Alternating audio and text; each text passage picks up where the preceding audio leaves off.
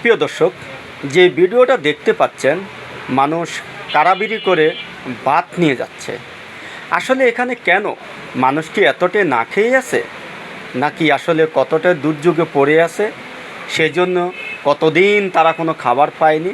কিন্তু তা না, এটা হচ্ছে ভাইরাল সেই মিজানের হোটেলের দৃশ্য। দেখতে পাচ্ছেন ভাত মানুষ কিভাবে কারাবিরি করে নিয়ে যাচ্ছে। কিন্তু আসলে এটা হলো আমাদের বাংলাদেশের একটা চরিত্র। দেখতে পাচ্ছেন এক টুকরা মাংস, 3 পিস আলু একেবারে মনে হয় যে সিদ্ধ করে নিয়ে আসা।